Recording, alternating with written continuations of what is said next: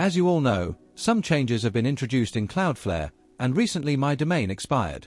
So, I purchased a new domain and I will connect it to my home lab again through Cloudflare. Today, I'm going to share the entire process with you step by step.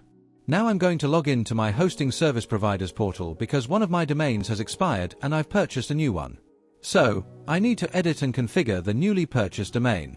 Now I'll go to the Cloudflare dashboard, and once I'm there, you'll see a default screen like this. As you can see, only one domain is currently connected to my Cloudflare account. My previous domain has expired, and for the purpose I use it for, there's no need to renew it. That's why I decided to purchase a new one. As you can see here, my old domain is no longer working. It shows moved, and when I try to open the page, it redirects me to a different page. So I've purchased a new domain, and as you can see on the screen, I'll click on the Onboard Domain button. From there, we'll follow the next steps to add and set up our domain. We won't make any major changes and we'll add the domain using the Quick Scan option. First, we'll copy the domain name, then paste it into the Enter Existing Domain field. After that, we'll click on the Continue button below. After that, it will take us to a plan or billing page.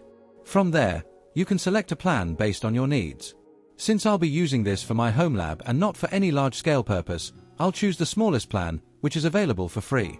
However, if you need more advanced features, you can select any of the paid plans according to your requirements. As you can see, the domain I entered is now being scanned, and Cloudflare has detected some default name servers.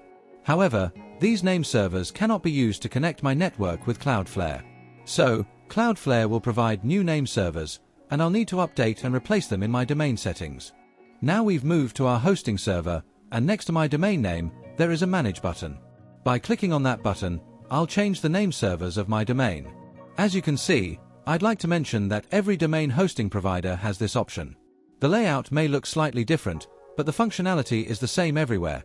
You'll find similar options in all panels. So now, I've updated the name servers here. After updating the name servers, you need to click on the Update My Name Servers button at the bottom. As you can see, my name servers are not fully working yet, and the domain hasn't been connected. This is because name server updates usually take around 2 to 24 hours to propagate.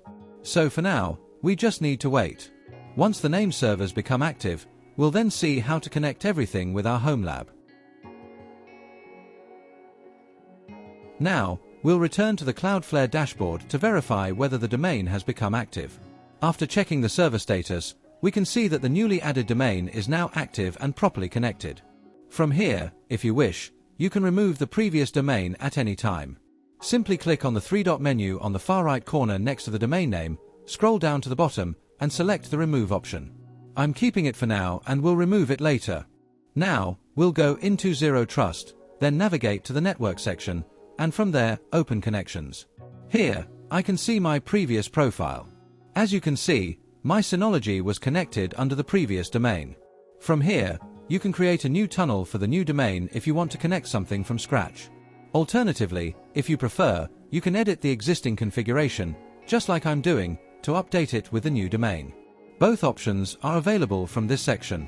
I want to edit my existing connections and update them with the new domain, so I'm selecting the Edit option. As you can see, the new domain name has now appeared here. I'll try to reconnect my previous services using this new domain. Let's give it a try.